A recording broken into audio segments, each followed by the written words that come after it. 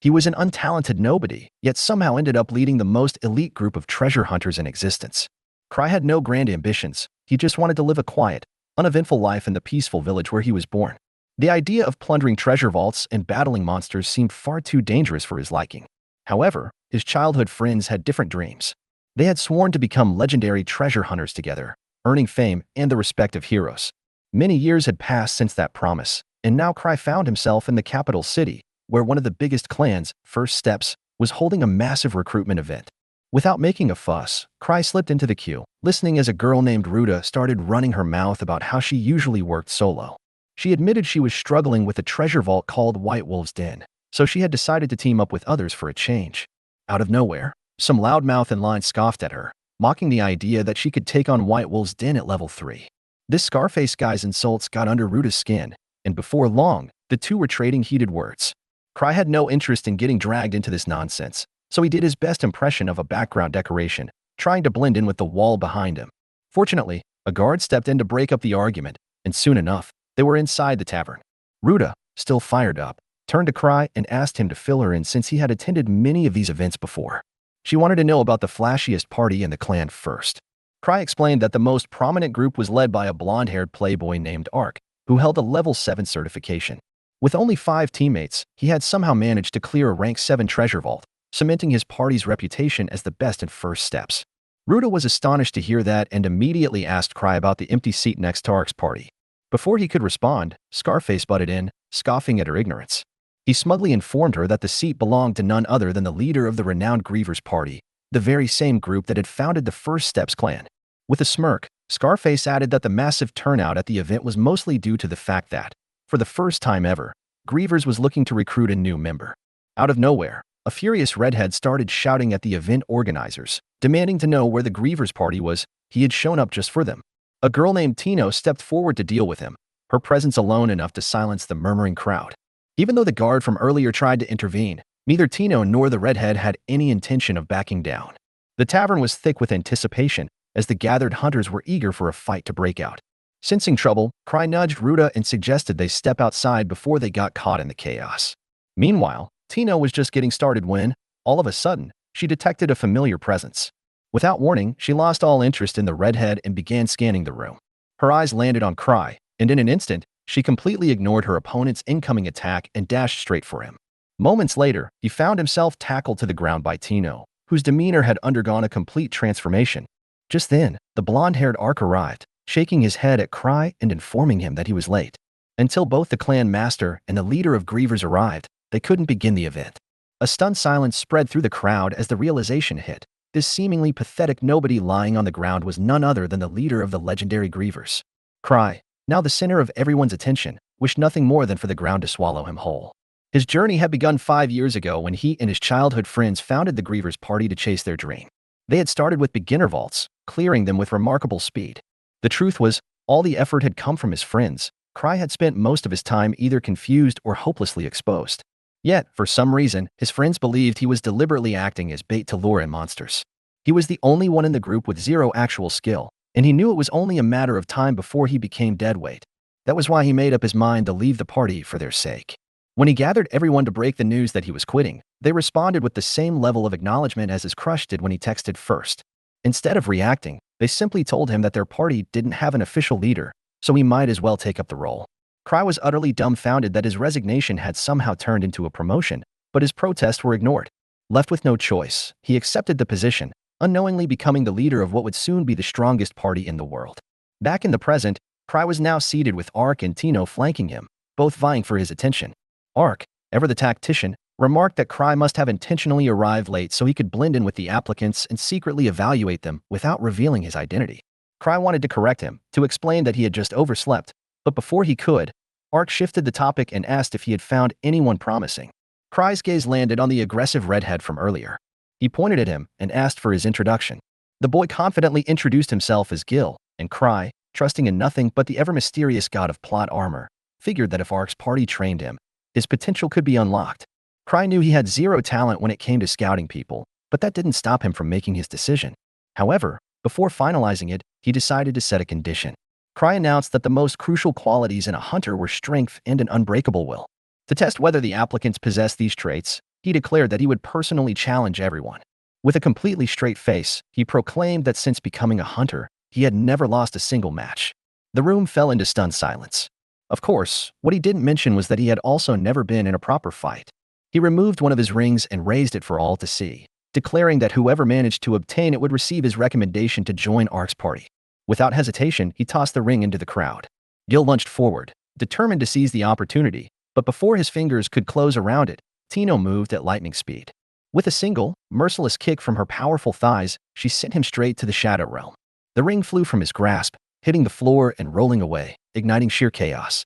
In an instant, every hunter in the tavern went wild, chasing after the ring like a pack of rabid animals.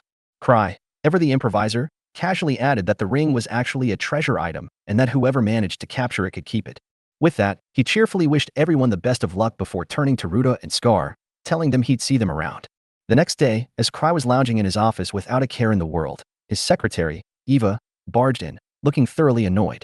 She wasted no time in ranting about the absolute chaos his little challenge had caused the previous day. To make matters worse, she informed him that the Treasure Hunter Association also wanted to have a word with him. Cry's first instinct was to send Ark in his place, but unfortunately, Ark was out of the city. With no other options, Cry had to face the music himself. As soon as he arrived at the office, he didn't hesitate. He immediately dropped to his knees and started groveling, spilling out apologies like his life depended on it. However, Chief Gark was far from impressed. Without even acknowledging the pitiful display, he motioned for his secretary, who promptly handed Cry a thick book filled with missions. These were not ordinary jobs. These were the tasks no hunter wanted, either because they were mind-numbingly dull or ridiculously difficult. Desperate to escape this mess, Cry started flipping through the book, searching for something easy that he could shove on to someone else. His eyes landed on a level 3 vault mission about rescuing some stranded hunters, and without thinking twice, he snatched it up. Unbeknownst to him, he had just selected the deadliest assignment in the entire book. Upon returning to the clan office, Cry found Tino waiting for him. She proudly presented the ring she had won yesterday, expecting praise. Instead, Cry casually asked if she was free at the moment. Tino's mind immediately jumped to one conclusion. She was finally going to advance to the next level with her beloved master. Her excitement was short-lived, however, as Cry simply wanted to hand off his newly acquired mission. The moment she realized what was happening, Tino vanished from the room as if Thanos had just snapped his fingers. However, Cry was prepared for her usual escape tactics. He activated an artifact that instantly tracked her down and bound her before she could get too far. The rescue mission was set in the White Wolf's den, and Cry knew exactly who to send along with Tino. Without wasting any time, he assembled a party consisting of Ruta, Tino, Scar, and Gil to tackle the mission. 6 years ago, when his original group had gone to register as a party at the Treasure Hunter Association, a certain redhead named Luke had kicked the door open with all the grace of a rampaging bull. Without hesitation, he loudly introduced himself as the strongest swordsman in the world. As if that wasn't bad enough, right after him, a tanned girl named Liz proudly declared that she was the greatest thief. Cry cringed so hard at the sheer level of second-hand embarrassment that he genuinely wanted to disappear from existence. But his suffering didn't end there. His friends continued making a spectacle of themselves. With great reluctance, he dragged himself to the receptionist to complete the necessary paperwork for their party registration. The receptionist then asked him to choose a party name and a symbol. Up until that moment, none of them had even considered it. Seizing the opportunity, Cry intentionally picked the lamest name he could think of, Grievers, along with an absolutely terrible, hand-drawn skull as their symbol. His hope was that the sheer embarrassment would make his friends reconsider having him as their leader. His plan backfired spectacularly. While everyone agreed that both the name and symbol were absolute garbage, Cry countered by claiming that he simply couldn't find the motivation to be a treasure hunter if they used anything else. But instead of rejecting the idea, his friends immediately changed their tune. They enthusiastically told Cry that his naming sense was top tier, and they had only just realized it because they weren't as insightful as he was. Cry, now completely trapped by his own scheme, had no way out. And just like that, the Grievers party was born. Back in the present, Cry stood before the 3 treasure hunters, who were still struggling to process the absurd reality that he was the leader of Grievers. Doubt filled their expressions as they hesitantly questioned whether he was really the level 8 hunter known as Thousand Tricks. Before Cry could say anything, Tino stepped in like an overprotective guard dog, ordering them to kneel before Master Cry without hesitation. He quickly tried to get her to stop scaring them, but Gil, the redhead, bluntly stated what was on everyone's mind. Cry looked way too weak to be the real deal. Choosing to ignore the comment, Cry instead asked if everyone was willing to assist Tino in exploring the level 3 treasure vault. Gil immediately refused to take orders from him, which led Scar to start arguing with him, demanding that he show some respect to a level 8 hunter. Seeing the situation spiraling out of control, Cry decided the easiest solution was to drop Gil from the team. However, before he could finalize it, Gil suddenly challenged him to a fight, boldly declaring that if he lost, he would willingly become Cry's underling. Cry sighed and agreed, but with a twist. He pointed at Tino and casually informed Gil that she was the leader of this group and would be fighting in his place. Gil, eager to prove himself, accepted the challenge. They moved to the training hall, where Gil confidently told Cry that after defeating Tino, he would come for him next. But Cry simply shrugged, pointing out that Tino was a level 4 hunter, the same rank as Gil. Tino, brimming with confidence, casually dropped her weapons, stating that she wouldn't even need them. Seeing this, Gil smirked and tossed his own sword aside, ready to fight on equal terms. The moment he let his guard down, Tino launched herself at him before he even had time to blink. He barely dodged her first strike, only to realize, too late, that it was just a setup. Her real attack came in the form of a devastating kick that sent him crashing into the wall. Tino confidently assumed victory, but Gil, proving his resilience, pulled himself up and charged at her once more. This time, however, she swiftly ended the fight with a precise strike to his neck, knocking him out cold. Without missing a beat, Tino turned to Cry with shining eyes, eagerly awaiting his praise. She proudly declared that she had only become this strong because of him. Gil remained sprawled on the floor, staring at the ceiling in disbelief. He had always been the strongest among his peers, dreaming of becoming the world's greatest swordsman. Becoming a treasure hunter was supposed to bring him closer to that goal, but he soon outgrew his old party and set off to find stronger comrades. Cry, watching him sulk, casually asks if he left his party due to the overwhelming gap in skill. Gil, shocked, demands to know how he figured that out. Cry simply shrugs and says he went through the same thing. However, he conveniently leaves out the detail that his friends never abandoned him. Then, without warning, Cry nudges Gil's sword with his foot, and flames erupt around his body. Gil stares in shock. He has never been able to manifest flames at this level, yet Cry pulls it off effortlessly, without even touching the blade. Reality finally sets in. Cry is ridiculously strong. With that out of the way, Cry pulls out the mission details. Their target is the White Wolf's Den, where they must rescue stranded hunters. The vault is home to the vengeful spirits of silver wolves that were hunted to extinction. Later, his secretary, Eva, scolds him for sending Tino and the others to such a dangerous place. Cry dismisses her concerns, pointing out that it's just a level 3 vault. Then, his attention shifts back to the sword. He casually mentions that it's a treasure relic, so easy to use that even Gil can wield it without prior knowledge. In an instant, he transforms into a full-blown relic fanatic, gushing about how incredible treasure vault relics are and how he must collect them all. His eyes gleam as he contemplates buying Gil's sword.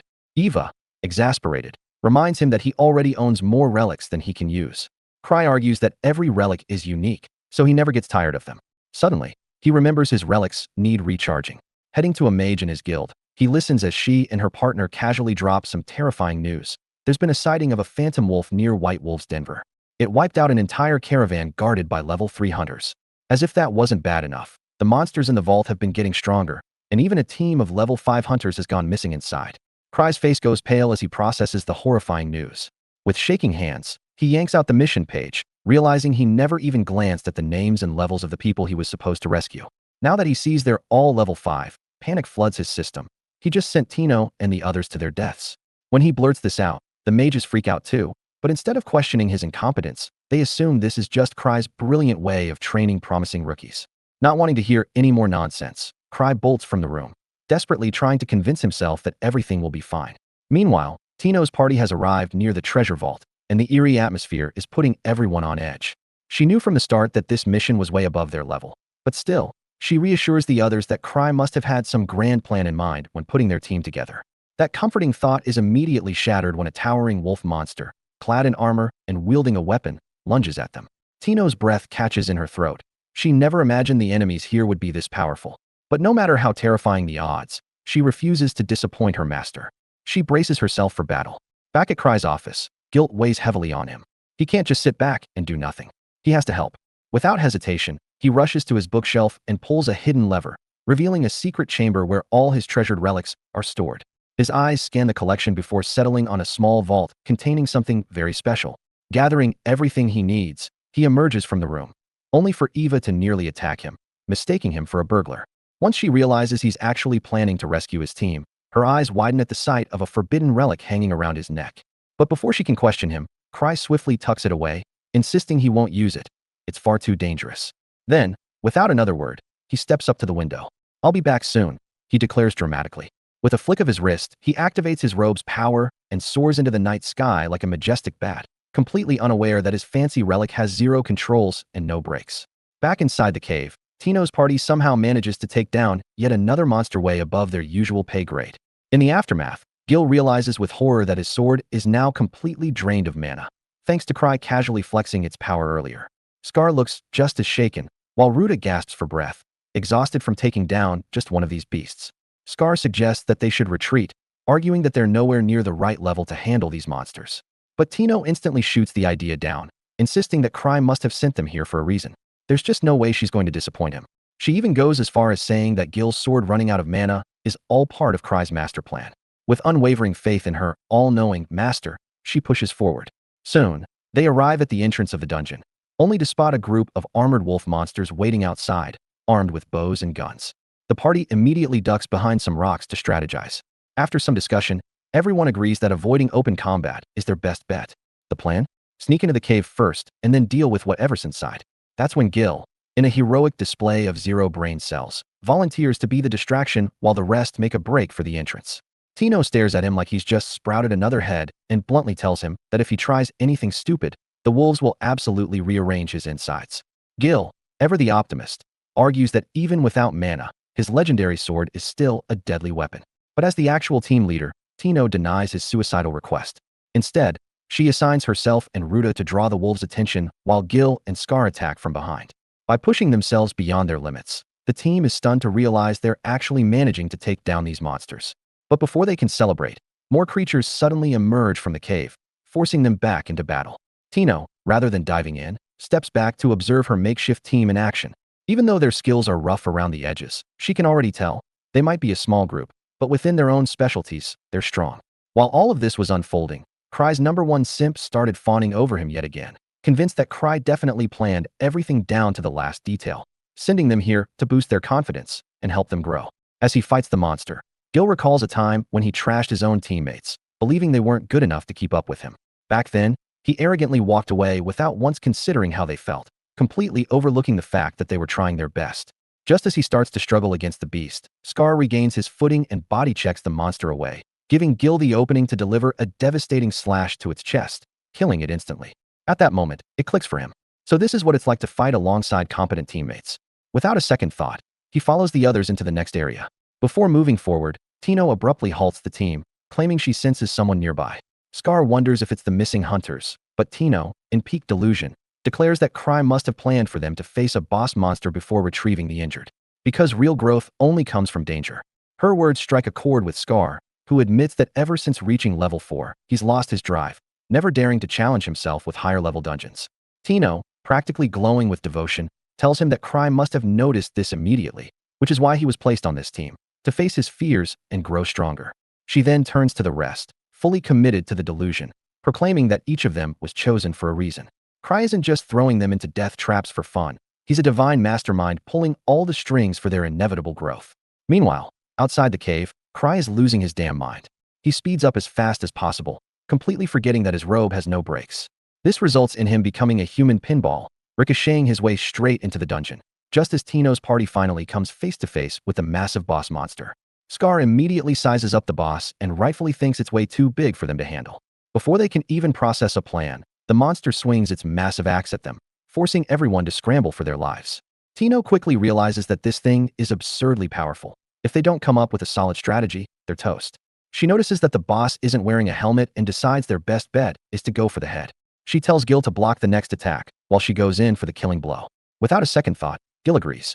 As the monster lumbers toward them, they spring into action. Gil somehow manages to block the incoming strike with his sword while Scar tries to land a hit from behind, only to get absolutely bitch-slapped across the cave. Tino wastes no time. She zips toward the monster, dodging its attacks as it turns its attention back to Scar, snapping his sword like a twig. Just as it's about to finish him off, Tino leaps onto its axe and sprints straight for its ugly face. She takes a leap of faith, but the monster reacts faster than expected, slashing her legs as she sinks her blade into the back of its neck. Thank you, Attack on Titan. Luckily, her reckless plan somehow works. The boss vanishes as she crashes to the ground, immediately pulling out a healing potion. Gil and Scar, still shook that they're somehow alive, walk over to Tino. She casually hands Scar her sword, saying she'll be fine without it for now. Then, out of nowhere, she senses something and instinctively dodges a spear that comes flying at her from the shadows. They all freeze. The boss is dead, so where the hell did that come from? Before they can react, For more monstrous figures emerge from the darkness, each wielding different weapons. For the first time, even Tino thinks Cry may have overdone it. One boss was plenty, but four? Still, she refuses to let him down. She quickly formulates a plan. They need to escape through the narrow cave where the monsters won't be able to follow. But one of them immediately moves to block the entrance. Scar and Gil exchange a look before stepping forward, telling the girls that they'll act as bait so Tino and Ruta can get the hell out of here. Ruta tries to argue, but Scar cuts her off, saying that everyone dies someday, and it's better if at least some of them survive. Tino, however, flat out refuses to let anyone sacrifice themselves. What would Cry do in this situation? Suddenly, she remembers. She still has the magical ring that he gave her. She quickly orders them to back her up, and all three launch a relentless attack on the monster, striking in rapid succession. Meanwhile, Tino channels the ring's power, which fires compressed air bullets, and aims straight for the beast's eyes. The monster thrashes around wildly, blinded by the attack. Seeing an opening, Gil goes in for the finishing blow, only to get swatted like an annoying fly. Before Tino can even react, the other monsters are already on them. Just as they brace for the worst, Cry comes crashing into the cave like an unguided missile and annihilates one of the monsters, sending it flying into the wall. Tino stares in shock at his sudden arrival, while Scar notices something strange. These monsters are actually scared of Cry. One of them lunges at him, but thanks to his overpowered relics, it might as well have thrown a pillow. Without hesitation, Cry fires a magic blast from his enchanted rings, smashing the beast right back into the wall. Then, he pulls out a smoke bomb and chucks it, using the cover to hightail it out of there with the rest of the team. Once they're in the clear, Cry hastily heals Tino's legs before ordering everyone to follow him. Despite looking cool as hell just moments ago, he is internally panicking because he has zero idea where he's going and desperately wishes someone else would take the lead. Unfortunately, the party completely believes in him, convinced that he has a master plan. After a good amount of aimless wandering, Gil finally asks Cry if they're actually heading toward the exit. Cry stays silent. Tino, ever the loyal believer, speaks up instead, confidently stating that Cry must have some grand scheme in mind, especially since she already memorized the cave layout and knows for a fact that they are absolutely not heading toward the exit. Cry internally sobs, wondering if Tino is secretly pissed at him for sending them into this death trap and is deliberately not helping.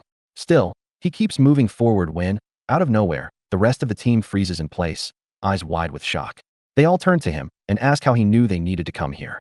Tino practically vibrates with excitement, declaring that Cry knows all, before dashing ahead with the others straight into the cave. Inside, they stumble upon the missing and injured party. Cry blinks in surprise, because he definitely found them by pure accident. The injured group's leader, Rod, gratefully thanks them for the rescue, but Tino immediately corrects him, saying that Cry was the true mastermind behind their miraculous arrival. Cry quickly tries to claim it was just luck, but his party waves off his fake humility like it's just another sign of his genius. Ruta hands over the little medicine she brought, but it's far from enough, and the injured party is still weak from days without food. Thankfully, Cry remembers that he's carrying his infinite chocolate bag relic. Yes, that's a thing. So he casually hands out chocolates like some kind of dungeon Santa. Scar starts chatting with Rod, saying that he never expected a level 5 party to struggle this much in the cave. Even Gil chimes in, agreeing that while the wolf monsters were tough, they weren't nearly strong enough to wipe out an entire fully equipped level 5 squad. Rod looks surprised at their words before dropping a bombshell. The wolves weren't the ones who wrecked them. In fact, they barely even saw the wolves. Instead, a lone phantom monster appeared, completely solo, and tore them apart. The creature was so strong it could even command the wolf bosses. Rod adds that he genuinely thinks this phantom is even stronger than the Sword Saint himself. A heavy silence falls over the group because everyone in the Imperial capital knows that the Sword Saint is the strongest swordsman alive. Cry, meanwhile, just chomps down on his Snickers. Why? Because he knows the Sword Saint is none other than his childhood friend, Luke. And if this phantom was really that strong, Luke would have long since turned it into mincemeat. Still, Cry acknowledges that this thing is probably way out of his league and deeply regrets not waiting for Pretty Boy Arc to take this mission instead. The entire cave falls silent as everyone turns to Cry for further guidance. Cry, feeling the weight of their expectations crushing his soul, slowly turns away in utter shame, because he has absolutely no idea what to do. At last, Cry hatches a brilliant scheme to stall for time. He casually tells Tino that she is the leader of the party, so it's her duty to lead them. Tino visibly hesitates, unsure of herself, but Cry effortlessly gaslights her into believing that this is all part of her training. He watches in satisfaction as her uncertainty melts away into pure determination. Tino, thrilled that Cry trusts her so much, puffs up her chest and vows that she won't let him down. With their newly crowned leader, the group navigates the winding maze of caves, and before long, they spot the cave's exit in the distance. However, instead of relief, the sight only worsens their anxiety, because the closer they get to escaping, the higher the chances of the phantom ambushing them. Rod, trying to be a hero, steps up and declares that he'll hold the line so the others can make a break for it. Tino immediately shuts him down, saying that no one is staying behind because Cry is with them. That's when it happens. A series of blood-chilling howls echo through the cave, signaling the approach of the wolf bosses. Everyone goes rigid. Then it hits. Tino senses an unbelievably strong presence approaching, and even Cry, who has long since perfected the art of bluffing, can feel it too. His first instinct? Shield Tino. His second instinct? Mentally check his inventory of relics. Among them, the most important one, the relic that gives him extra lives. A quick count in his head, he has 5 lives left, meaning, if he takes 6 hits, he's 100% dead. And then, the phantom finally steps into view. Blade in hand, or a screaming murder. Terror floods the party, but before they can even process how screwed they are, a second figure emerges from the darkness. And that's way too much even for the brave Tino. She trembles violently before diving behind Cry, gripping his coat like her life depends on it, pleading for him to save them. Cry, however, suddenly stops caring, because he recognizes the second figure. And the only thing on his mind is, what the hell is she doing here? Then, without a word, the mysterious person transforms into Ronaldo, and roundhouse kicks the phantom so hard that the monster gets blasted straight into the cave wall like a human-shaped missile. The masked woman strides up to Cry, her voice calm as she asks if everything is all right. Then, without hesitation, she lifts her mask, revealing herself to be none other than Liz. No longer the lowly brat of the past, but now all grown up. The younger adventurers stare in pure awe, unable to comprehend how a mere human could possess this level of strength. Liz, however, is absolutely livid. She glares at them, offended beyond belief. How the hell do you call yourselves monster hunters? She spits. When you don't even know who the grievers are? Then, turning back to Cry, she crosses her arms and sighs. I came all the way to the city to see you, she grumbles. But when I got to your mansion, I heard you ran off to play babysitter in some stupid cave. With an exasperated shake of her head, she waves him off. Move aside. I need to have a word with my student. Cry, knowing better than to argue, steps aside as Liz immediately locks onto Tino, who, up until now, was desperately trying to blend into the background. Unfortunately, Liz has zero intention of letting her off easy. She lays into Tino with zero hesitation, hurling merciless insults at her like a machine gun. Are you kidding me? She scoffs. You're so damn useless that you couldn't even survive this dumb little cave on your own? You had to go crying to Cry for help. Gil, watching from the sidelines, finally reaches his limit. That's enough, he shouts, stepping forward. Big mistake. Liz casually spins around and back kicks him so hard that he rockets into the cave wall like a human-shaped ragdoll. The brutal roast session continues until Tino completely crumbles, collapsing to her knees in absolute devastation. But Liz still isn't done. Cry, being the spineless coward that he is, watches in silence until Tino falls forward onto all fours and apologizes, her voice barely above a whisper. At that point, even he thinks that Liz is going too far. All right, enough. He finally speaks up, stepping forward.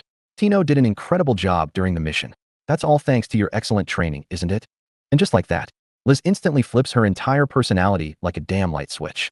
Oh, she beams, tilting her head cutely. You really think I did a good job, Cry? But before she can fish for more compliments, something horrifying happens. The phantom suddenly emerges from the cave wall. And this time, he isn't alone. Behind him stands a gigantic wolf boss from across the ocean. And in his hands, a goddamn minigun. The absolute audacity of this foreign menace instantly pisses Liz off. Oh hell no. She calmly lowers her mask, cracking her knuckles as the wolf bastard raises his weapon. The minigun roars to life, unleashing a storm of bullets. But Liz moves so fast that time itself slows to a crawl, before the bullets can even reach their targets. She catches every single one of them with effortless precision. Without hesitation, Liz launches herself at the beast. With a single, devastating kick to the skull, the giant wolf bastard drops dead on the spot. She doesn't even flinch as she catches his sword with her bare hands, stopping the attack like it was nothing, only for her to slam him back down with a single, earth-shattering punch. Meanwhile, poor Tino finally reaches her breaking point and bursts into tears. Cry winces, feeling a little bad for her, but he knows damn well that stepping in now is a one-way ticket to getting yeeted like the phantom. Only then does she finally calm down. Without warning, she wraps him in a tight hug, nuzzling against him like a happy cat. I missed you, she hums. Gil walks into the training grounds with a determined look on his face. Without a word, he hands his magic sword to Tino. Give this to Cry, he says. Tino blinks in confusion. Huh? What? Because I'm starting over, he declares, clenching his fists. They all know that's never happening. Tino's mind lingers on something else entirely. She can't stop thinking about the masks that the grievers wear. But why? That question goes unanswered as Cry finds himself with an entirely different problem.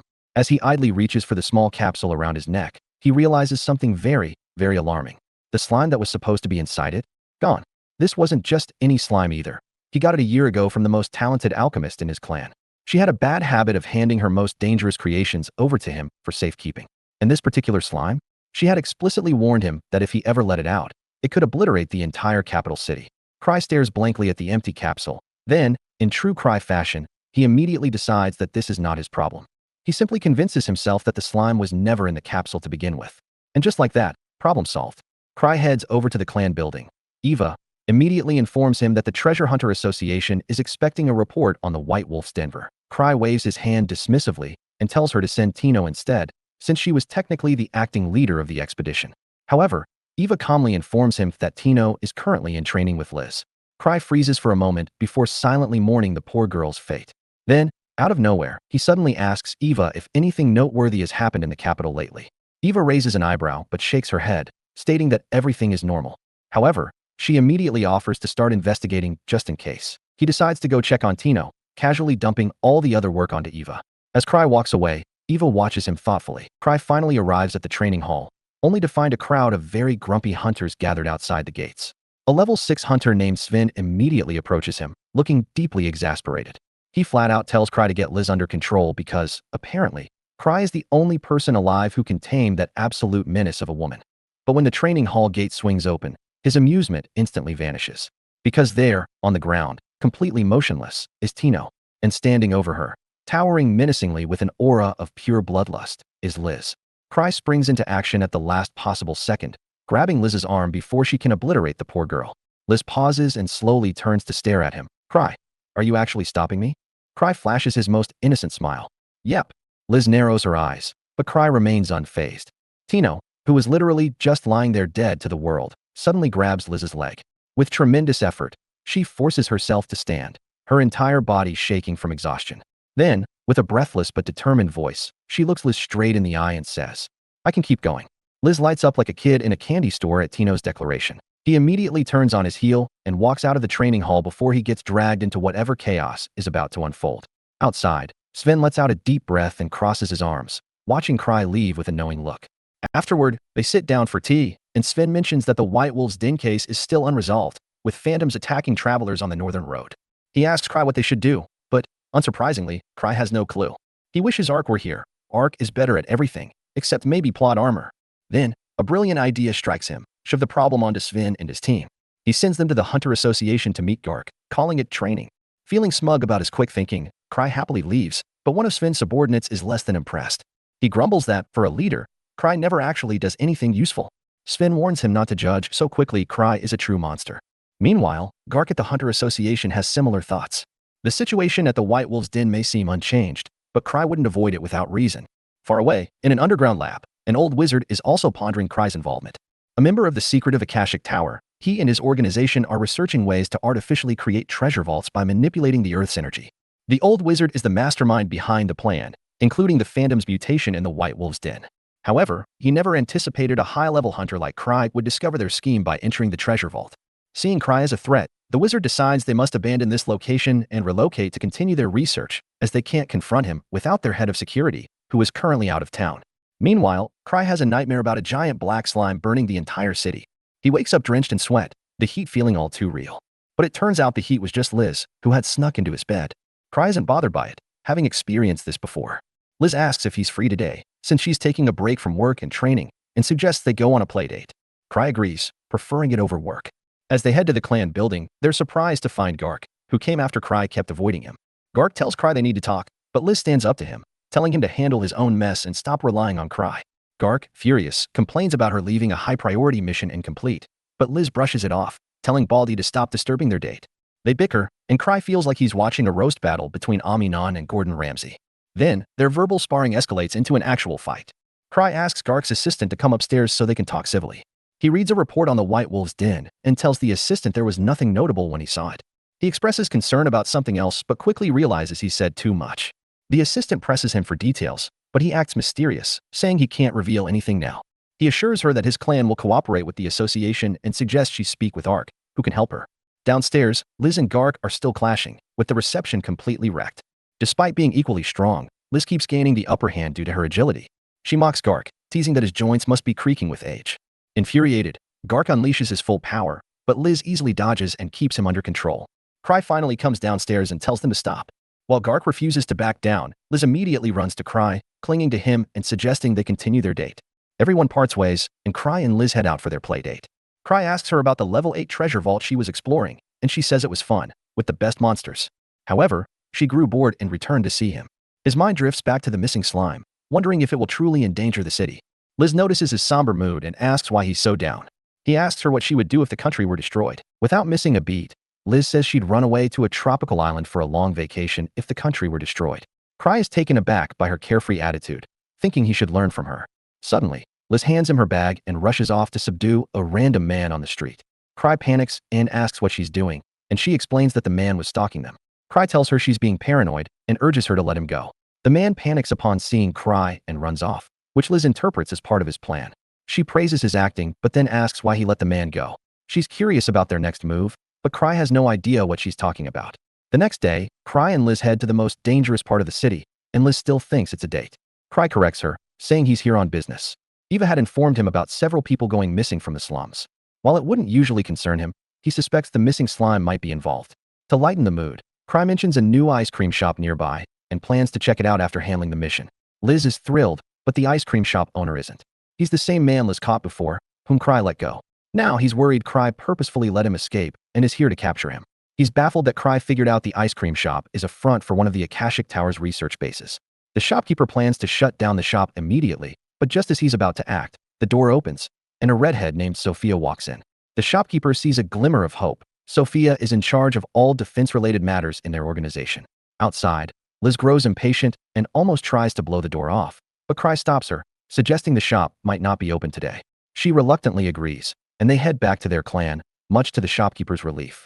Back in his office, Cry asks Liz if she knows when the alchemist Citri will return from the level 8 treasure vault. Liz says it may take some time, and Cry just hopes she gets back before the slime wreaks havoc on the city. At that moment, Eva enters and informs Cry that the Hunter Association has assembled a team to investigate the White Wolves Denver. They're going all out, even sending a relic expert to uncover anything new. Cry considers it a big deal but remains unconcerned, as he has no plans to get involved. Meanwhile, the shopkeeper reaches the Akashic Tower's headquarters and informs everyone that Cry found him. He's terrified, unable to fathom why Cry saw through their perfect disguise and then didn't take any action. The others share his confusion. They turn to Sophia for advice, and she suggests they confront Cry and his clan head-on. Everyone is shocked, but she assures them they have a chance of winning, even against an enemy at level 8. Sophia is confident that the security system she's built can defeat Cry's clan, and the old mage gives her permission to proceed, knowing they can't avoid this fight forever. The next day, the First Steps clan building is packed with adventurers. When Tino enters, she's shocked by the crowd and asks a man what's going on. He explains that they've gathered to investigate the White Wolves' den, and Tino thinks it's a bit excessive. The man then mentions that Cry had planned to send Ark there first, and Tino is even more surprised. Sending a level 7 hunter like Ark to a level 3 treasure vault indicates the situation is far more serious than anyone expected. That's why the association and their clan have gathered a large group of treasure hunters to cover for Ark. Soon, Cry and Eva arrive, and Cry jokes if all these people are here for a party. Eva explains that they're investigating the White Wolves' den. Since Cry had requested Ark to handle it, she assembled a team to substitute for him. Cry is shocked because he had only mentioned Ark due to Ark being Mr. Perfect, someone who does everything flawlessly. He realizes deploying so many people will cost him a fortune, so he suggests reducing the number by half. The hunters panic, thinking they're going to die now. Eva reassures them, saying Cry must have something important to tell them, though, of course, he doesn't. Cry tries to downplay the mission's difficulty, but no one believes him. He then turns to Eva and asks about the hunter's rewards. She informs him that Chief Gark has provided additional funds to ensure everyone is well paid. With the money sorted, Cry tells the hunters to do as they wish, and they're relieved that they can all go to the vault together. Just then, Liz arrives, calling the hunters a bunch of sissies who are too weak to even face challenges and get stronger. She jumps up to Cry's side, declaring that she'll take the mission and just needs Tino to accompany her. Cry immediately refuses, not wanting to risk Tino's life or lower the morale of the others. He insists that everyone here will go on the mission. Eva then tells Cry to take command of the group, which catches him off guard. The others, however, are relieved, thinking their safety is assured with the clan master leading them. Realizing he can't refuse entirely, Cry says he will join them later, and until then, Sven, who is already at the White Wolves' den, will take command. Before they leave, Cry warns one of the hunters to watch out for slime monsters in case they show up in the vault. The treasure hunters head out, unaware that the vault is actually the Akashic Tower's base. The tower members debate how to react, with Sophia seeing an opportunity to strike while the hunters aren't prepared. She boasts that her defense system is designed to handle even the most powerful hunters, and only the combined force of the Grievers party can overcome it. However, with only Cry, Liz, and the alchemist Citri near the capital, she's already devised plans to defeat Cry and Liz. Citri remains a wild card, as Sophia doesn't have a foolproof strategy against her. But Sophia has a personal vendetta against Citri and vows to crush her herself. Sophia reveals that Citri discovered their master's theory about creating new treasure vaults and has been attempting to replicate it herself. She insists that they cannot allow her to succeed and asks the wizard for permission to use their full firepower to stop Citri. The wizard grants her permission and appoints her as the commander of their forces for this battle. However, his second-in-command doesn't seem thrilled about the decision. Meanwhile, Sven and his party find nothing unusual, though he still believes Cry sent them here for a specific reason. Suddenly, he receives a call and orders his teammate to blow the emergency whistle to alert the other treasure hunters. Once outside, Sven informs them of Cry's warning about a slime monster, and the hunters are frustrated, feeling they're taking orders from someone who's not even present. Sven insists they trust Cry's judgment and shares a story about a flower-watching party Cry once organized, telling everyone to bring their weapons. When Cry made the toast, a treasure vault materialized behind him, and everyone realized Cry had predicted it. The hunters are surprised, and Sven reaffirms that the information Cry provides is more valuable than anything they might find themselves. Back in Cry's office, Liz is pestering him to give her something to do so she can show off her fighting skills in front of him. Cry, already irritated, wonders how much longer he has to tolerate her before the hunters can resolve the issue at the White Wolf's den, allowing him to step in at the end. Just then, the alchemist Citri arrives, telling Cry she's here to help him deal with an incredibly powerful and clever organization that could soon pose a global threat.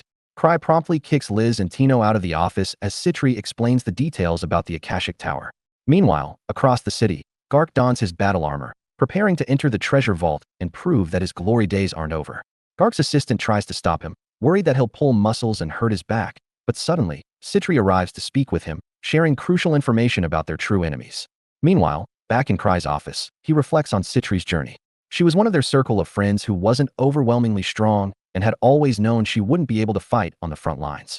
She sought a way to support her friends in other ways, and it was Cry who had suggested she become an alchemist. That was how she eventually became one of the greatest alchemists. Citri informs Cry that the slime she created has the ability to rapidly adapt and evolve to its surroundings, but it's an unstable, failed prototype. However, she's ensured it won't target either her or Cry. Cry panics, fearing the rest of the city is still in danger. Citri, trusting him completely, believes the slime must have escaped from the capsule and slipped through the drainage. Cry feels a bit relieved that she's so trusting, but then Citri reveals there's something even more dangerous than the runaway slime that they need to discuss. Meanwhile, at the White Wolf's den, Sven learns from the reinforcements that Cry won't be joining them anytime soon, and that Liz was also not allowed to come. Sven is secretly relieved about not having to deal with the wild Liz and decides to give the treasure hunters a pep talk. He asks if they're prepared to fight a slime. The hunters respond, dismissing slimes as easy opponents, something even kids could handle. Sven curses Cry for not giving them more useful information, knowing this would happen. Just then, one particularly ugly hunter decides to go into the vault, dismissing strategies as for weaklings. Everyone mocks the ugly hunter, and Sven sarcastically says that he can gladly become the first victim of the monsters, teaching everyone a valuable lesson with his death. The ugly moron calls them a bunch of sissies before heading into the vault. Just then, a timid voice asks a question. The speaker, a redhead resembling Sophia, the defense head of the Akashic Tower, claims to be an alchemist from Cry's clan. She reveals that she worked alongside Citri on slime research and pulls out a vial of medicine, claiming it can kill any slime, no matter how powerful. Sven then rallies the treasure hunters, telling them to aim for glory but return alive. The investigation begins, and by the end of the day, they find only the wolf phantoms, which are slightly stronger than normal. Sven wonders if Cry was wrong this time, but thinks it would be a relief if that were the case. Just then, the ugly hunter returns, grumbling that if everyone around him wasn't so afraid of slimes, the mission would already be over. He heads into the forest to water a tree and curses Cry for giving orders without having the guts to be on site. Suddenly, he hears a strange sound and investigates. He's shocked to find two men and a massive chained wolf beast. The men are from the Akashic Tower, and they are preparing to implant Hulk's nut inside the wolf to make it super strong and wreak havoc on the hunters, exactly as Sophia had planned. Hugo realizes something's wrong when he sees the giant syringe and rushes forward to take down the two men. He knocks out one, but the other retaliates with fireballs. Hugo blocks them effortlessly and then slaps him before lifting the tall man to throw him around and ask questions later. The tall man asks if Hugo was sent by Cry, but Hugo responds that this is all him. As Hugo is beating the tall guy, his partner injects the power-boosting serum into the wolf, causing it to melt on the outside but become even more dangerous. The two men explain that the monster will now seek the strongest mana nearby and absorb it to grow stronger. The wolf slime instantly drains the mana from the two wizards. Realizing the situation is escalating, Hugo blows the warning whistle to alert everyone. Sven quickly orders the hunters to get ready to fight when he hears the whistle, and they arm themselves, gathering outside the forest. Soon, Hugo stumbles out, severely injured and missing an arm. He tells them that Cry was right. The forest is home to a powerful slime monster. Just then, the transformed wolf phantom, now a slime, emerges from the woods. Sven shoots an arrow at it, aiming for its legs, but the arrow does no damage. The magicians unleash fire and ice spells, but the slime remains unaffected. Meanwhile, Sven and the healer check on Hugo, who explains that he saw two men injecting the wolf with something that turned it into a slime. The wolf slime emerges from the barrage of magic unharmed, and Sven decides to try physical attacks. He rapidly fires half a dozen arrows at the slime, but they have no effect. Sven is stunned when neither magical nor physical attacks work on the slime wolf. However, he refuses to back down and tells the hunters to keep fighting for as long as possible. The wolf slime begins attacking them, but Sven instructs everyone to stay out of its range, as it's slow. He then rushes to Not Sophia, asking for the anti-slime chemical she had. She explains that the slime will self-destruct if it comes into contact with the medicine, and Sven takes it upon himself to ensure this happens. Sven starts luring the wolf slime, but it leaps at him suddenly. He quickly plants the vial on the ground and dodges to the side. The slime lands on the vial, breaking it, and as it touches the chemical, a series of explosions erupt inside its body. Everyone assumes this will end the fight, but the wolf slime devours the explosions and continues fighting. Disheartened, Sven realizes that the wolf wasn't exactly a slime after all, or it would have perished. The armored guy beside him points out that Cry described it as a slime-like creature, not a true slime, and Sven curses Cry and the Grievers for their misleading information. Just then, Citri arrives, eager to help. She had begged Cry to allow her to lead the investigation into the White Wolf's den. After quickly analyzing the wolf slime, she deduces that the reason they can't harm it is due to its dense mana, which acts as a barrier. Intrigued by the creature, she identifies that the wolf phantom must have melted and turned into a slime as a result of a failed experiment. Approaching the monster with surprising calmness, Citri dodges its attacks and realizes that it's hunting people with the most mana to restore its body. She sympathizes with the creature, thinking it's a tragic result of someone's experiment gone wrong. Deciding to end its suffering, she throws a vial at the slime wolf and asks Sven to shoot it. Sven, still processing everything, watches as Gark arrives fully armored, catching him off guard. Citri quickly explains that she had asked Gark for a lift, as she couldn't just run all the way here like Liz could. Although it clears up some of Sven's questions, it doesn't fully answer everything, prompting Citri to elaborate. She leads them to a camp where she begins to reveal details about the Akashic Tower and its elusive leader, Master Magus. As she explains, Sven and the other hunters express their disbelief, mentioning that Magus had been banned from the imperial capital long ago. Citri, however, dismisses their skepticism, pointing out that bans don't stop people like Magus, especially when they operate in secret. She reveals that the White Wolf's den is actually the base of the Akashic Tower, and Not Sophia confirms that they likely have valuable equipment hidden here. Citri knows her well and agrees, explaining that Akashic Tower is preparing for battle to protect their research. Citri vows to stop Akashic Tower and its dangerous experiments, urging everyone to follow her as they head to confront the threat. She acknowledges that she's not Cry, but she promises to give her best effort. Sven's assistant remarks on Citri's courage, noting that she uses her perceived weakness as a weapon, and in some ways, she's as much of a monster as the other Grievers. Meanwhile, Liz, frustrated, grinds against Cry's lap, begging him to let her go help Citri because she considers herself the weakest. Cry firmly refuses to indulge her, his patience running thin. Far below in the depths of the White Wolf's den, the Akashic Tower's hideout stands ready for what's to come. The big shots inside the Akashic Tower's hideout are reading Sophia's instructions, which detail the release of the captured phantoms. However, the men argue against it, believing that releasing the phantoms one by one would give the hunters an advantage. They dismiss Sophia's authority, thinking that a woman couldn't possibly understand military strategy.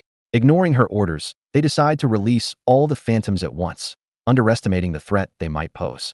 Outside the cave, Citri and the adventurers have captured 2 members of the Akashic Tower. Citri, ever the strategist, promises to let them go free if they reveal the location of their master, Magus. However, the 2 men are loyal to a fault, ready to sacrifice their lives for their leader. Citri slyly uses this opportunity to confirm that Magus is indeed the mastermind behind the operation. When they refuse to talk, Citri pulls out a truth serum. The government officials present protest, citing that using such substances to manipulate people's minds is against the law. Citri, unbothered, challenges them, asking if they care more about the law than capturing Magus. Gark backs her up, urging the officials to let her do her job. With a grin, Citri reassures everyone, claiming the truth serum is just an exotic fruit-flavored drink and that she's only playing mind games. She takes a sip, showing her confidence in handling the situation. Suddenly, a deafening roar shakes the camp, and everyone rushes outside to see a giant red wolf slime charging toward them. This new version is faster and more dangerous than the previous one. Citri quickly assesses the situation, stating that they need to analyze the monster's magical barriers to defeat it.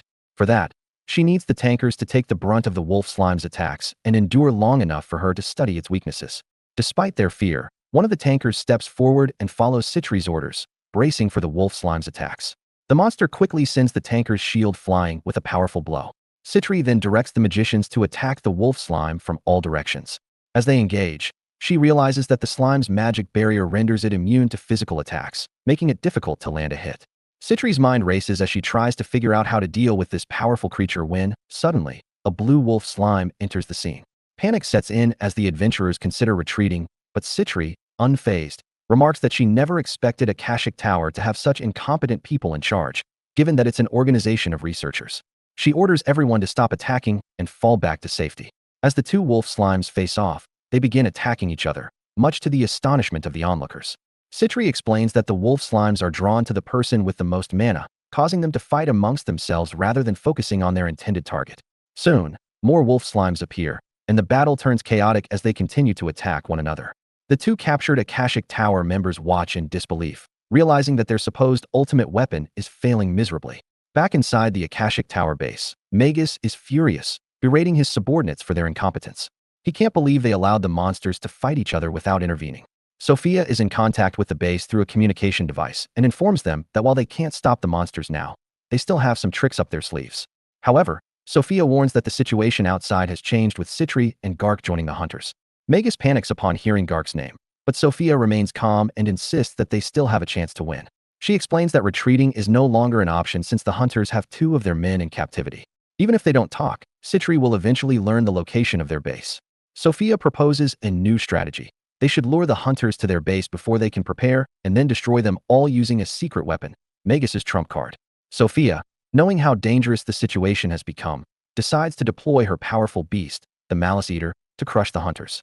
However, since it is still in its training phase, she needs someone to control it. She turns to Flick, the one responsible for the previous failure, offering him a chance to redeem himself. Flick, taunted by her words, swears to take control of the beast and use it to draw the hunters to the base, determined to prove himself to Magus. Meanwhile, back at the treasure hunters' camp, Not Sophia watches Citri as she works tirelessly, reflecting on how Citri has always been a genius, constantly driven and unmatched in her determination. This motivation, while inspiring, has also made Not Sophia feel insecure, always standing in Citri's shadow. Her thoughts are interrupted when Sven approaches, commenting on the failure of her anti-slime medicine, which didn't work on the wolf slime due to its true nature, not being a slime at all. He also chides Cry for not giving them more information about the monster, making the situation even more difficult.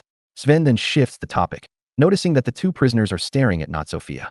He teases her, asking if she's the most attractive woman in camp, but Not Sophia brushes it off, claiming not to know why they're looking at her. Sven reassures her to come to him if anything happens, then steps away to handle other matters. Meanwhile, Citri continues her analysis, using her expertise to study the terrain and mana flow. She suddenly figures out the location of Akashic Tower's base. When she confronts the prisoners with her findings, their panicked reactions confirm her theory. The prisoners, recognizing Citri, mistakenly call her Sophia, thinking they are addressing the redhead alchemist who they believe is their savior. Citri calmly explains that Sophia is her arch-nemesis and a former student of Magus, adding that she has been trying to track her down for years without success. As Citri reveals her plan to capture both Sophia and Magus, she stresses the importance of destroying Akashic Tower once and for all. The treasure hunters listen intently, understanding that this confrontation will be crucial, and Citri vows to finally settle the score with Sophia, once and for all. The scene is chaotic as Flick boasts about his power, riding his flying lion monster, and preparing to unleash his ultimate, lightning spell on Citri and the treasure hunters. With a dramatic strike, he shoots a bolt of lightning directly at Citri, knocking out everyone in the vicinity. He believes that with this spell, he's finally proven his superiority over Sophia and will impress Master Magus. However, to his shock, Citri stands up unharmed, revealing her resilience and experience with far worse spells from high-level treasure vaults. Flick is stunned, his confidence shattered, as he realizes his lightning strike was far less effective than he thought. While Citri heals everyone with the water gun, back at the base, Magus fumes over Flick's failure to bring all the monsters. His subordinates inform him that Flick's ultimate attack was useless, and the hunters are still advancing. They suggest Magus escape while they hold them off, but he disagrees, declaring that they still have a trump card in Sophia. He insists they cannot abandon their base until both are lost.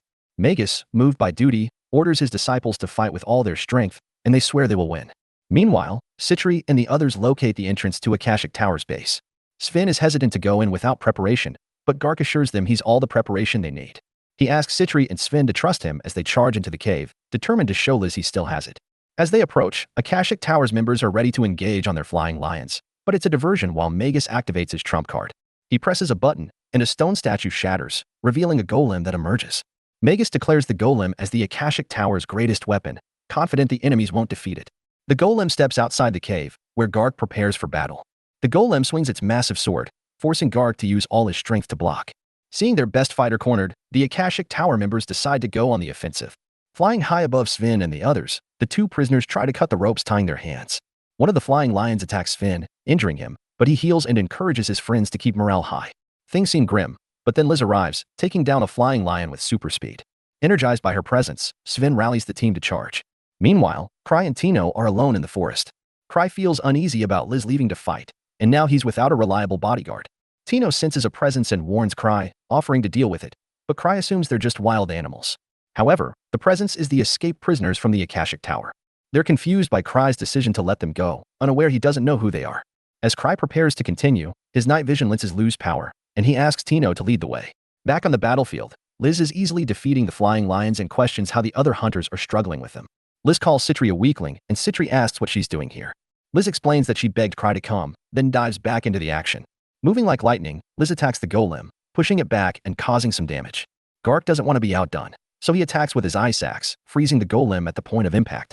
The golem falls, but then powers back up and reboots, going on the offensive. Gark swings his axe again, but the golem dodges and leaps high into the air. Everyone is shocked by how agile the golem is, reminding them of Ansem, one of the grievers, who is even more agile. Liz wonders if the golem was modeled after her friend, but she focuses on defeating it. She leaps to attack, but the golem detaches its hand to reveal a cannon and fires at her. The blast grazes Liz's belly, forcing her to back off since she struggles with long-distance attacks. As the golem keeps shooting, Citri realizes that destroying it might be impossible with just Liz's offensive power and decides they need to deplete its battery. Liz takes offense and goes all out, landing a powerful combo that knocks the golem down. Gark targets its foot to finish it off, but the golem uses thrusters to fly away. Liz gives up on trying to beat it, just as Cry arrives and asks how they're doing. Cry isn't fazed by the giant golem in front of him, and everyone believes the fight will end soon with the strongest hunter now in play. The golem flies toward Cry, and Tino clings to him in fear, but Cry remains clueless, and suddenly, the golem is repelled before it can hit him. It powers down and crashes into the wall.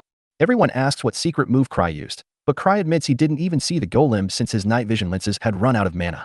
He asks Tino why everyone's acting like something major just happened. The fight ends with that, and the treasure hunters raid the Akashic Tower's base, taking everything they can.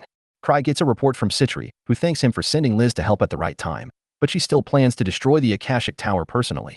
Meanwhile, the two escaped prisoners meet with Magus, who fled the base after their loss. The prisoners are certain the redhead alchemist among the hunters is Sophia, and they warn Magus she might cause trouble. However, Magus, having lost the will to fight against Cry, decides to leave the Empire and orders his men to call Sophia back.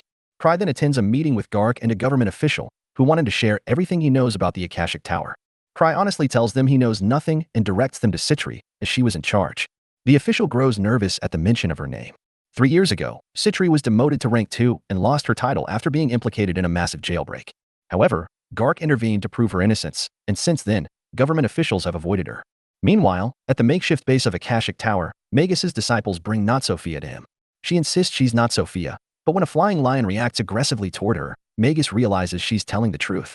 Just then, the real Sophia arrives with a bottle of wine, and everyone is confused. Sophia, unfazed by her doppelganger, points out that while they look alike, there are clear differences. She then removes her wig and robe, revealing herself as Citri. Magus, shocked, demands to know why she's impersonating Sophia, but Citri calmly states that she is the same Sophia he knows. The others panic, thinking Citri has betrayed them, but she explains that she joined the Akashic Tower because she admired Magus's work and wanted to see results. However, she insists that it's time to stop.